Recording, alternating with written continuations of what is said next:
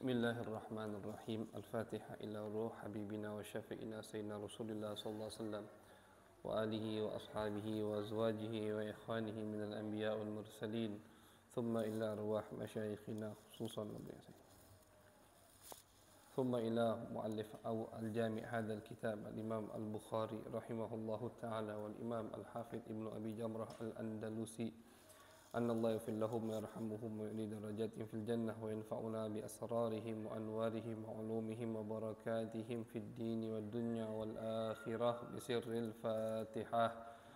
أعوذ بالله من الشيطان الرجيم. بسم الله الرحمن الرحيم. الحمد لله رب العالمين الرحمن الرحيم مالك يوم الدين إياك نعبد وإياك نستعين اهدنا الصراط المستقيم صراط الذين أنعمت عليهم غير المغضوب عليهم ولا الضالين آمين. بسم الله الرحمن الرحيم.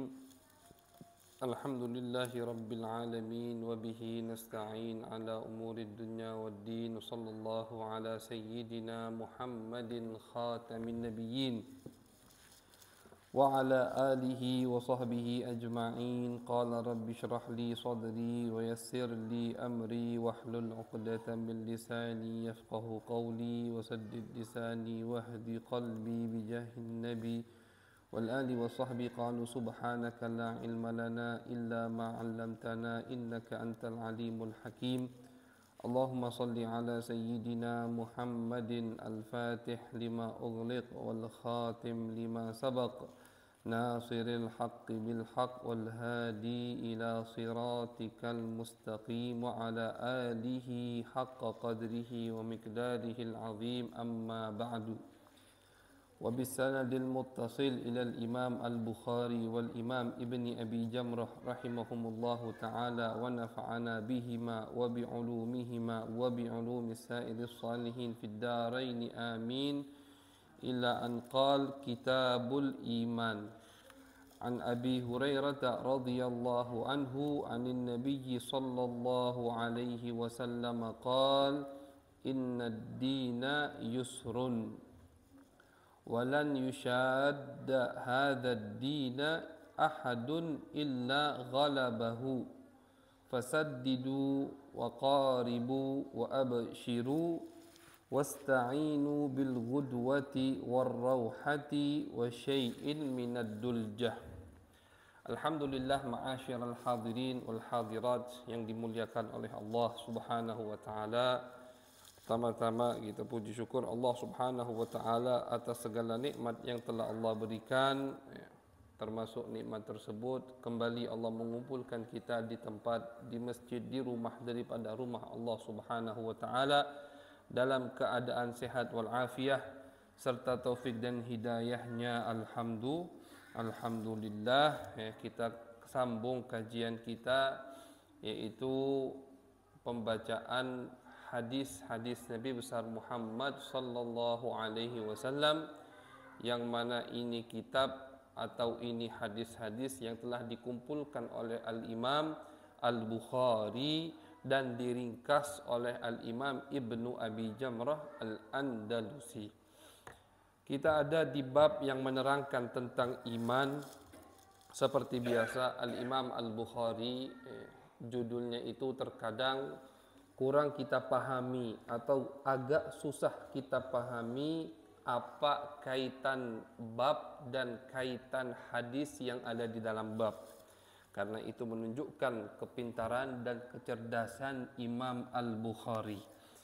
Hadis yang kita akan baca yaitu hadis ke-7 daripada bab iman, yang diriwayatkan dari Abi Hurairah radhiyallahu anhu bahwasannya beliau mendengar Nabi besar Muhammad sallallahu alaihi wasallam bersabda, "Innad dina yusrun."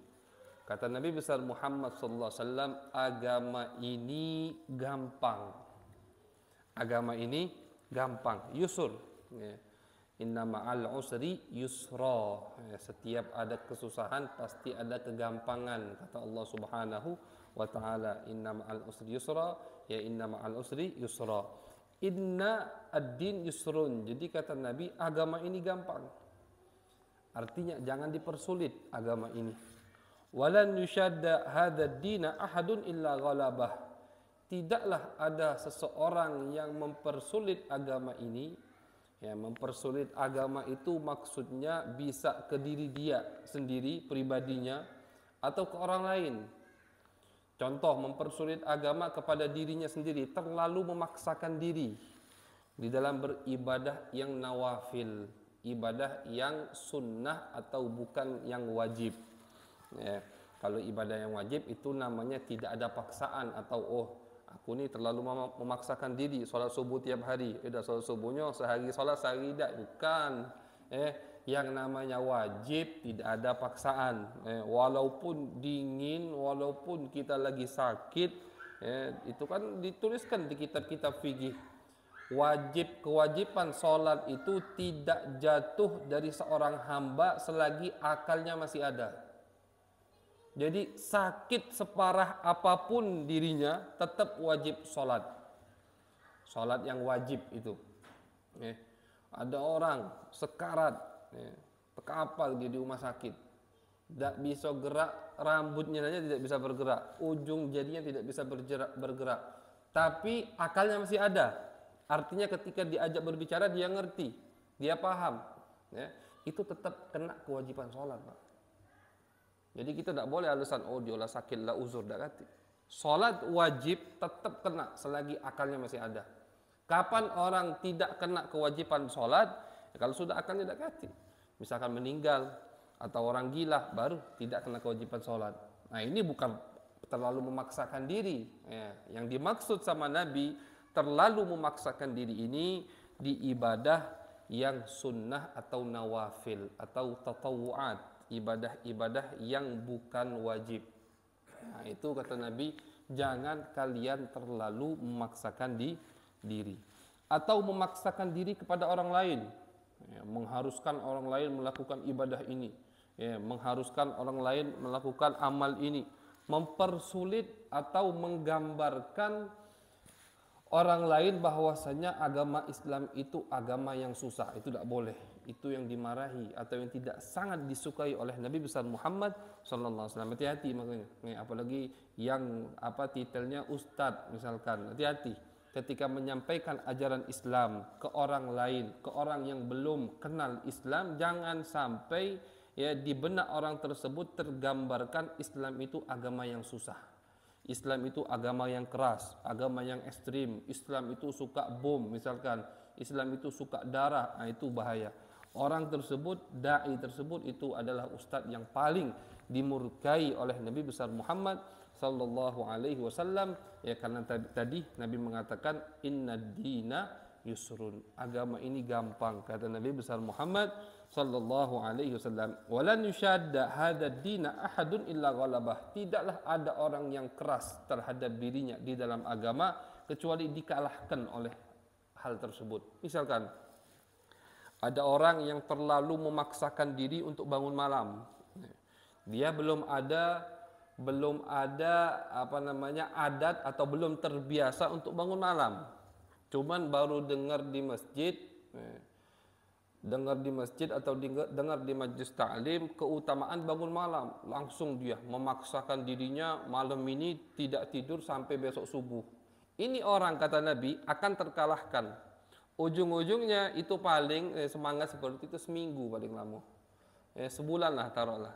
Habis itu subuhnya melok tinggal. Lewat sekalian. Ini contoh yang digambarkan atau yang dikatakan oleh Nabi besar Muhammad sallallahu alaihi wasallam.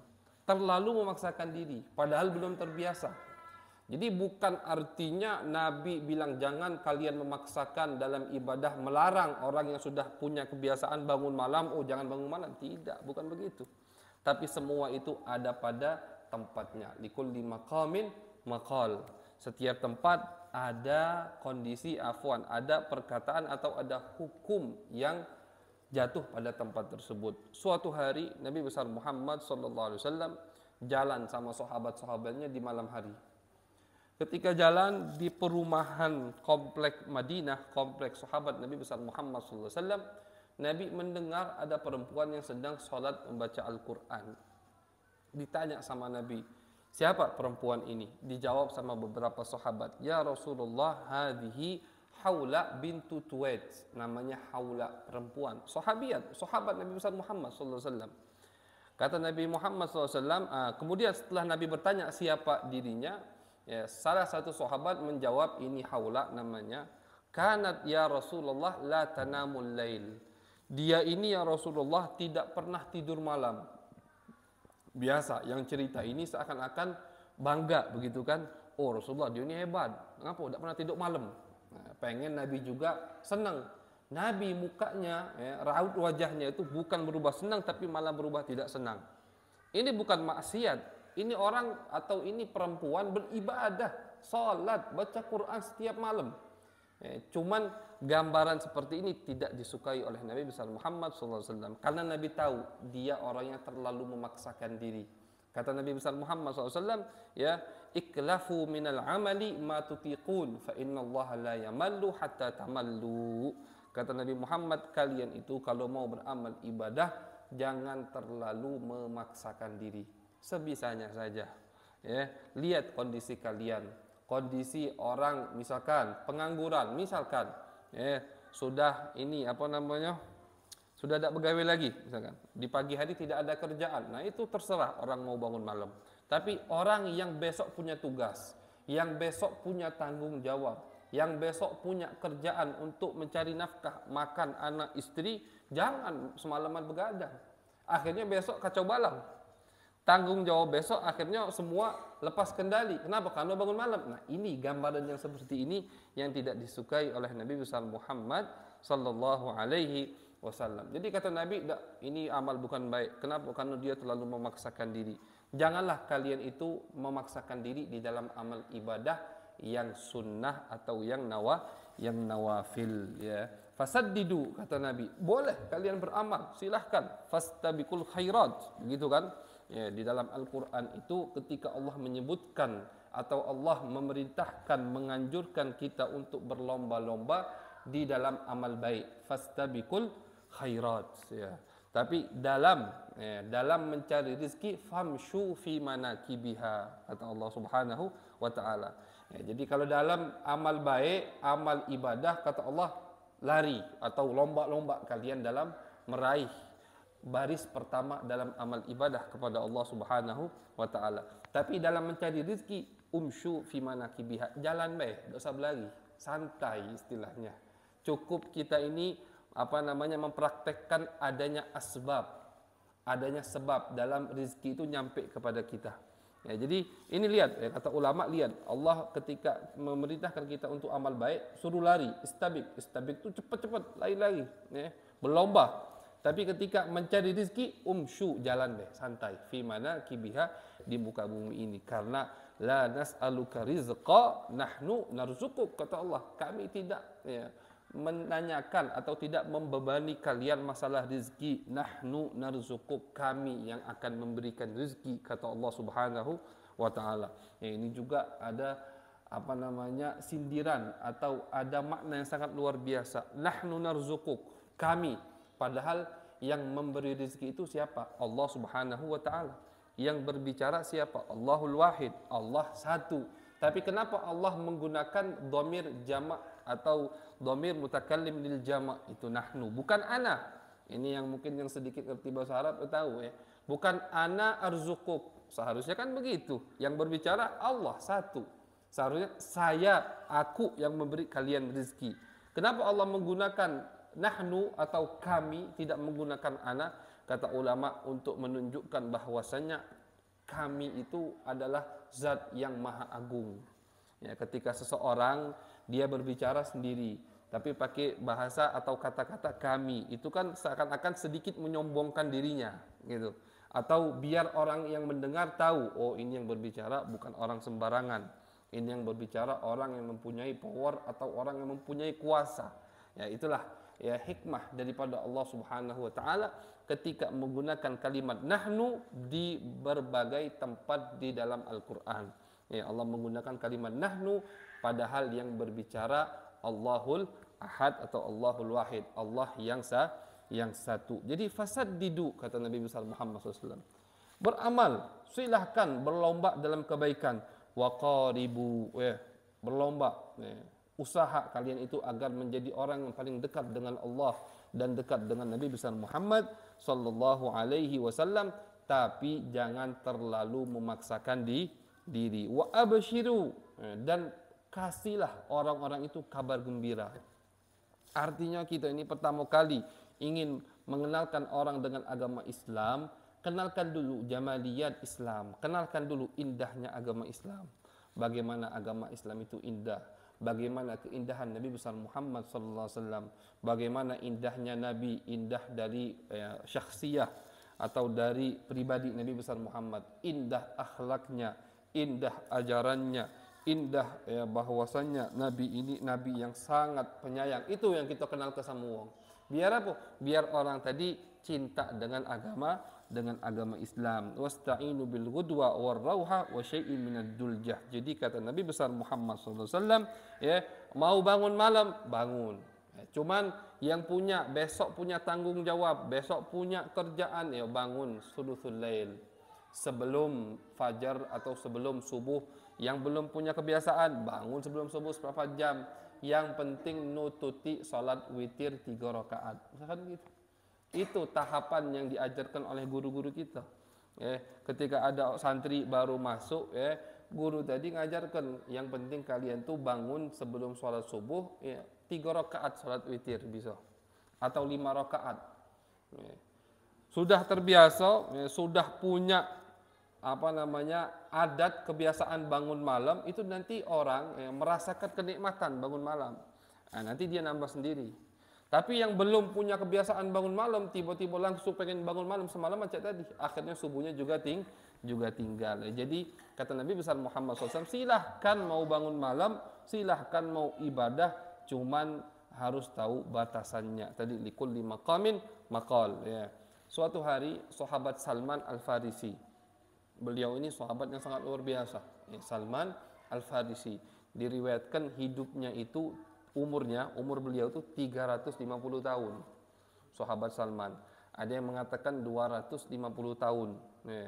Itu sahabat Salman Al-Farisi. Bahkan di dalam kitab Adz-Dzahabi Siyar A'lamin Nubala, sahabat Salman ini ketemu sama murid Nabi Isa. Jadi Nabi Isa nih, kan, punya muridnya punya murid lagi. Nah, ini gurunya Salman Al-Farisi. Jadi umurnya panjang. Sahabat Salman ini sebelum ketemu Nabi, itu beliau ini adalah orang Persia, Al-Farisi. Farisi itu nisbat ke Persia. Ayahnya itu istilahnya ketua di kampungnya dan menyembah api. Persia kan nyembah api. Akhirnya suatu hari sahabat Salman ini keluar, disuruh ayahnya pergi ke pasar. Sampailah di pasar, melihat banyak rombongan dari orang Kristen. Orang Kristen, pastor-pastor itu. Penasaran. Akhirnya sama sahabat Salman dideketin dan dipelajari agama Kristen, sampailah beliau masuk ke agama Kristen. Sampai dikurung sama abahnya. Tahu abahnya dia masuk Kristen, dikurung. Akhirnya dia berusaha kabur, berhasil kabur, ikutlah orang Kristen tadi. Keluar dari Persia ke Romawi. Ini belajar sama pastor pertama. Ketika pastor pertama mau meninggal, sahabat Salman, ini cerita sahabat Salman panjang. Dia sendiri yang cerita kepada Nabi besar Muhammad SAW. Setelah belajar sama pastor pertama mau meninggal, sahabat Salman nanya, wahai guru, ketika kau sudah meninggal, guru siapa lagi yang aku harus belajar kepadanya? Siapa? Oh, kata guru yang pertama tadi, pastor pertama, di daerah sana ada. Pastor baik juga temanku, ke sana Salman. Meninggal pastor pertama. Belajar pastor kedua, sama, sampai pastor kedua tadi mau meninggal, tanya siapa guru lagi. Sampai ke pastor ketiga, sampai keempat, sampai kelima pastor. 5 gurunya meninggal kalau dia belum meninggal. Makanya umurnya panjang, sahabat Salman Al-Farisi. Ketika pastor kelima, wahai guru, siapa lagi? Guru yang harus aku pelajari, aku harus khidmah atau harus tinggal bersamanya. Kata pastor kelima, wahai Salman, aku tidak tahu lagi ada pastor yang benar seperti kami di muka bumi ini. Ya, artinya kayaknya tidak ada lagi pastor yang benar. Cuman jangan takut wahai Salman. Ya, Nabi yang akan diutus di akhir zaman sudah dekat masanya. Ya, diutus dari Haram Mekah dan hijrahnya di kota Madinah atau di kota yang banyak tanaman pohon kurmanya. Jadi sifat Madinah, kota Madinah itu memang di kitab-kitab terdahulu ardun dzatu nakhlin, kota yang banyak pohon kormanya. Gitu. Sudah, sahabat Salman senang. Oh, berarti itu guru terakhirku, istilahnya begitu. Nabi besar Muhammad sallallahu alaihi wasallam. Keluar dia, ini kalau tidak salah itu di daerah Romawi, ya, pastor kelima itu. Akhirnya beliau pergi sama satu rombongan. Rombongan ini agak kurang ajar. Ya, Salman ini dijadikan budak, dijual. Ya, Salman kan sendirian. Hartanya diambil, Salmannya dijual sebagai budak. Subhanallah, karena niat dia yang tulus ingin bertemu dengan Nabi besar Muhammad SAW, ya, yang membelinya, ya, sayyidnya atau tuannya adalah Yahudi dari Madinah, Nabi besar Muhammad SAW. Jadi dibawa Salman ke Madinah. Nabi belum hijrah waktu itu ke kota Madinah.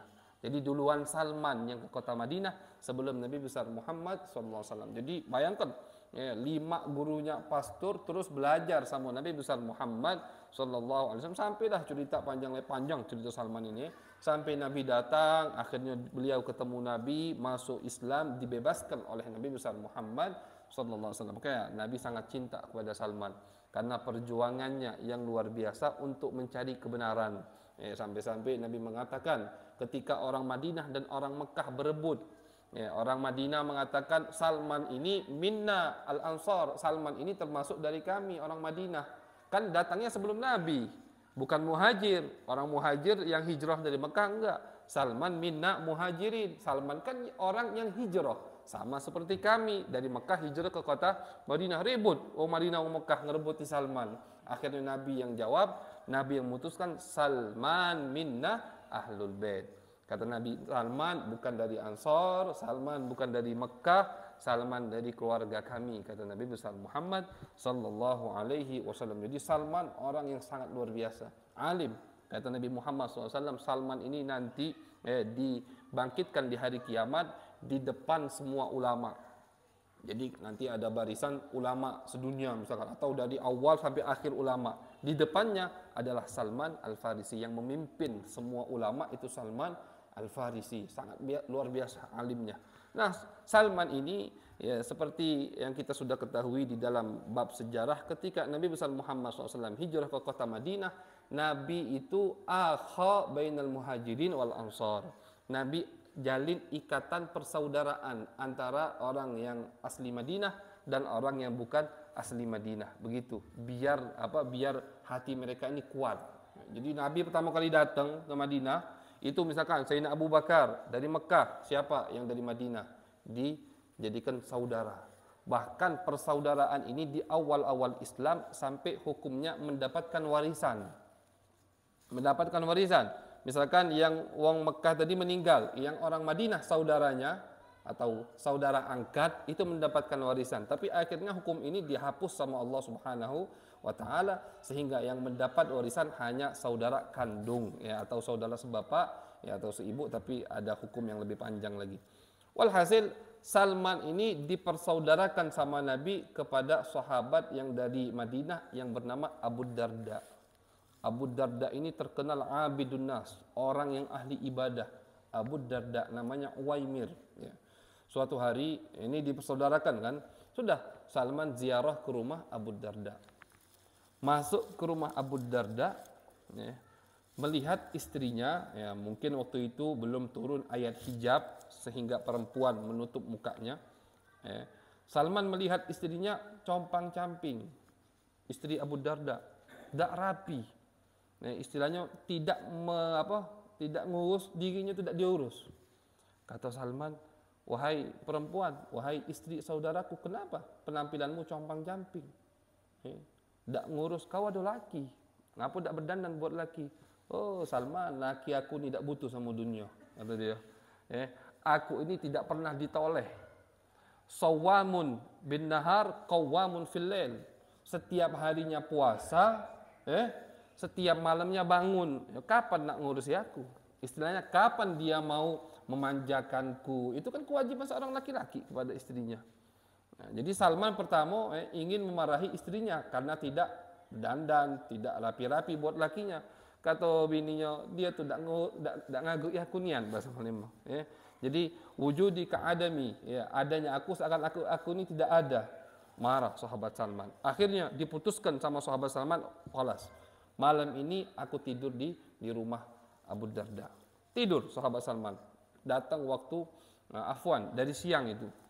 Sahabat Salman datang siang sama Abu Darda, disiapkan makanan. Ya. Ketika sahabat Salman mau makan, Abu Darda enggak makan. Karena puasa. Makan, kata Salman. Aku puasa, kalau kau tidak makan, aku tidak galak makan. Ya, karena ini puasa sunnah, boleh dibatalkan kan. Ya, walaupun itu khilaf. Ya, madhab kita, madhab Imam Syafi'i, ya, ketika kita puasa sunnah, boleh kita membatalkan puasa tersebut. Walaupun di mazhab Imam Malik tidak boleh. Ya, ketika seseorang sudah memulai ya puasa sunnah, tidak boleh dibatalkan. Mereka berdalilkan ayat wala tubtilu a'malakum. Ya, itu dalil mereka, tapi mazhab kita boleh. Ya, al-mutatawwi' amiru nafsih, ada hadisnya dari Nabi Muhammad. Orang yang mengamalkan amalan sunnah itu terserah, semua kendali di tangannya. Jadi ketika orang puasa sunnah, dia nak batal boleh, tidak apa-apa, tidak dosa. Tapi di mazhab Imam Malik tidak boleh, harus dibayar puasa tersebut dan berdosa. Kemudian karena sahabat Salman ini tidak mau makan, kalau Abu Darda tidak makan, akhirnya dibatal ke puasanya tadi. Makan dia sama, ya ini ikramud dhaif, wajib.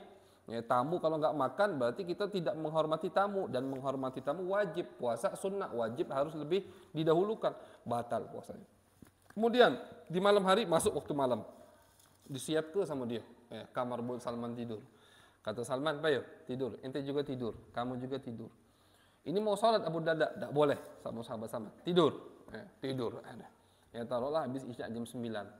Jam 12 mau bangun, sahabat Abu Darda, sahabat Salman bangun, tidak boleh, tidur lagi. Dia boleh, tidak boleh. Ini mau sholat, bukan nak mabuk di kafe. Ini nak sholat, tapi tidak boleh. Inilah praktek yang dipraktekkan oleh sahabat daripada hadis-hadis Nabi besar Muhammad SAW. Jam 12 bangun Abu Darda mau sholat, tidak boleh, tidur lagi. Akhirnya jam 3, misalkan azan jam 5, jam 3 atau jam 2, 3 jam sebelum subuh, sahabat Salman bangun, Abu Darda dibanguni, suruh sholat, sekarang sholat mereka berdua, ibadah kepada Allah Subhanahu Wa Taala sampailah subuh. Kemudian baru dinasihati oleh sahabat Salman, "Ya Abu Darda, ya Abu Darda, inna li nafsika 'alaika haqqan wa li zaujatika 'alaika haqqan wa li rabbika 'alaika haqqan." Hakmu itu bukan hanya untuk kepada Tuhanmu, istrimu punya hak.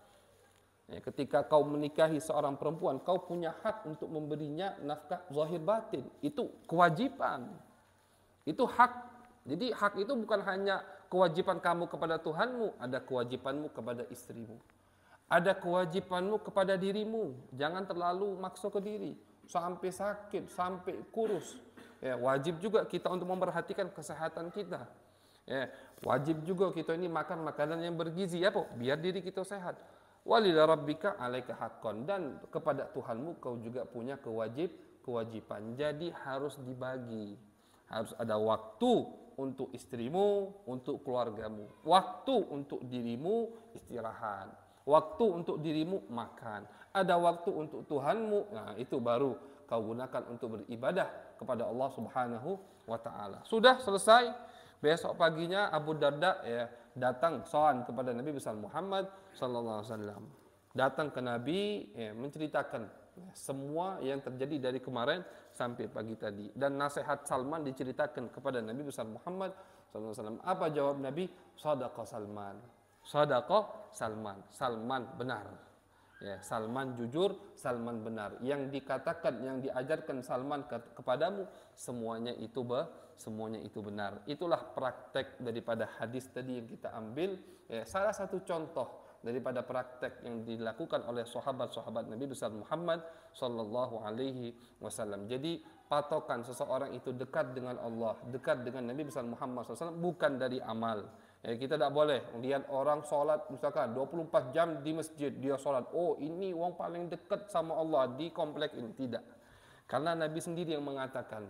Nabi mengatakan kalian itu umat-umat yang setelah sahabat tidak bisa melampaui amal ibadah sahabat. Atau tidak bisa melampaui kedudukan sahabat. Walaupun amal ibadah kalian 100 kali lipat, berpuluh-puluh lipat daripada amal sahabat. Misalkan kata Nabi, ini ada di hadis Nabi Muhammad, kalian bersedekah emas sebesar gunung Uhud. Gunung Uhud itu besar. Gunung Uhud itu kalau kita masuk Madinah sampai kita keluar Madinah, kita ingat itu gunung Uhud. Saking besarnya gunung Uhud. Kata Nabi besar Muhammad SAW, umpama ada orang di luar atau selain zaman sahabat bersedekah gunung Uhud emas. Nah itu sedekahnya. Sahabat cuman sedekah 1 dirham. 1 dirham. Dirham itu bukan dari emas, dari perak. Duit dari perak itu dirham. Misalkan 100.000, ini 50.000-nya lah misalkan. Itu 1 dirham dari sahabat tidak bisa kalian lampaui walaupun kalian sedekah emas sebesar gunung Uhud tadi. Kenapa? Karena ini keluar dari tangan sahabat Nabi besar Muhammad sallallahu alaihi wasallam. Jadi mereka ini makomnya tinggi bukan karena amal, tapi karena sesuatu yang ada di hati mereka. Kata Nabi besar Muhammad di tempat lain, Nabi memuji Sayyidina Abu Bakar As-Siddiq. Kata Nabi besar Muhammad, Abu Bakar ini melampaui kalian wahai sahabatku. Kan afdalus sahabat Sayyidina Abu Bakar As-Siddiq. Paling afdal sahabat itu adalah Sayyidina Abu Bakar As-Siddiq. Kata Nabi Muhammad, Nabi menyebutkan alasannya. Kata Nabi Muhammad, Abu Bakar ini melampaui kalian semua. Kalian semua itu maksudnya sahabat dan kita.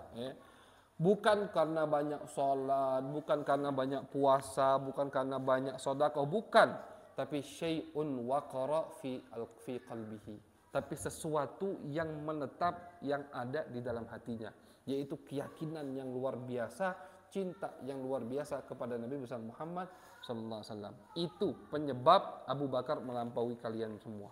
Jadi bukan karena amal zahir istilahnya, bukan karena sholat banyak, bukan karena berpuasa tiap hari kita bisa cepat dekat kepada Allah Subhanahu wa taala kalau kita tidak memperhatikan hati kita. Kan gitu. Sholat terus, puasa terus, tapi dengki ada terus. Benci sama sesama muslim terus, sombong, paling sombong. Buat apa amal ibadah kalau hatinya kotor seperti itu? Jadi makanya kita diajarkan oleh Nabi besar Muhammad SAW. Kata Nabi tadi, agama ini gampang dan tidak ada yang mempersulit agama kecuali dikalahkan oleh amal ibadah tersebut. Dan Nabi mensifati kepada kita kaum Khawarij, orang-orang yang keluar dari ajaran Nabi besar Muhammad SAW atau yang keluar dari baiat Imam Ali bin Abi Thalib dinamakan Khawarij. Disifatkan sama Nabi Khawarij ini. Khawarij ini kata Nabi, tahkiruna salatakum ma'a salatihim wa siyamakum ma'a siyamihim. Kalian kalau salat di samping wong Khawarij tadi, Khawarij sekali lagi adalah kelompok yang keluar dari baiat Imam Ali, dinamakan Khawarij. Mereka ini, mereka lah yang membunuh Sayyidina Ali. Mereka ini kelompok yang sangat sesat, keluar dari ahlu sunnah wal jamaah, keluar dari ajaran Nabi besar Muhammad sallallahu alaihi wasallam. Disifatkan sama Nabi, mereka baca Quran, hafal Quran semua. Kan kalau tidak salah pernah Al-Fakir ceritakan, yang membunuh Sayyidina Ali, Abdurrahman bin Muljam atau bin Muljim, itu punya rumah tahfidz Quran. Bukan hanya dia hafal Quran, dia menghafalkan orang lain Quran, tapi keluar dari ajaran Nabi Muhammad sallallahu alaihi wasallam. Kata Nabi Muhammad SAW, tahkiruna salatakum ma'a salatihim. Kalian kalau salat di samping wong Khawarij tadi, kalian akan menghina amal ibadah kalian. Dia kalau takbir khusyuknya, kita cak main-main jadi kalau salat sampingnya. Wasiyamakum ma'asiyamihim. Kalau kalian berpuasa dan mereka ada di samping kalian, kalian akan menghina atau meremehkan puasa kalian. Puasa aku tidur dia puasa maca Quran terus. Puasa tapi sedekah terus, puasa tapi terus. Jadi amal ibadahnya sangat luar biasa, jauh di atas kita.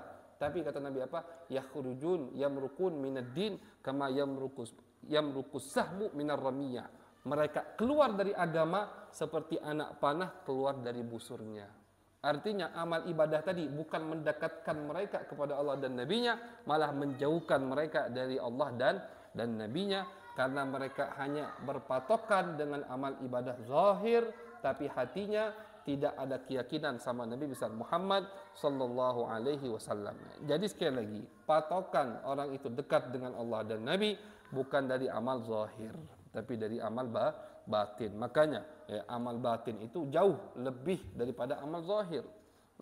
Kata kata Nabi besar Muhammad SAW di hadis yang lain, 7 orang yang diberi naungan kelak di hari kiamat, yang mana tidak ada naungan kecuali naungan Allah Subhanahu wa taala. Termasuk salah satunya rajulun tasaddaqa biyaminihi hatta la ta'lama shimaluh. Orang yang bersedekah dengan tangan kanannya, jangankan istrinya, jangankan anaknya, jangankan temannya, tangan kirinya tidak tahu dia sedekah. Artinya apa? Saking disembunyikannya. Begitu. Ini perumpamaan dari Nabi besar Muhammad. Ketika dia bersedekah tangan kanan, tangan kirinya tidak tahu dia sedekah. Artinya apalagi istrinya, apalagi anaknya, apalagi teman-temannya tidak tahu dia telah melakukan amal baik. Makanya paling bagus ibadah yang tidak diketahui oleh banyak orang. Itu paling bagus ibadah. Kenapa? Pasti ikhlasnya istilahnya. Pasti murninya lillahi ta'ala wa li nabiyhi sallallahu alaihi wasallam. Jadi jangan terpatokkan dengan amal ibadah zahir dan jangan terlalu memaksakan diri dalam amal ibadah zahir, karena itu tidak disukai dan bukan yang dimaksud oleh Nabi kita, Nabi besar Muhammad sallallahu alaihi wasallam. Mudah-mudahan kita diberikan oleh Allah Subhanahu wa taala pencerahan dalam memahami agama ini, dalam memahami ajaran-ajaran Nabi besar Muhammad sallallahu alaihi wasallam, sehingga kita menjadi hamba-hamba yang dicintai dan yang diridhai oleh Allah dan oleh Nabi besar Muhammad sallallahu alaihi wasallam. Amin ya rabbal alamin. Allahumma aghnina bil ilmi wa zayyinna bil hilmi wa akrimna bit taqwa wa jammilna bil afiyah. Rabbana taqabbal minna innaka antas samiul alim wa tub alaina innaka antat tawwabur rahim. Sallallahu ala sayyidina Muhammadin wa ala alihi wa sahbihi wa baraka wa sallam. Walhamdulillahi rabbil alamin.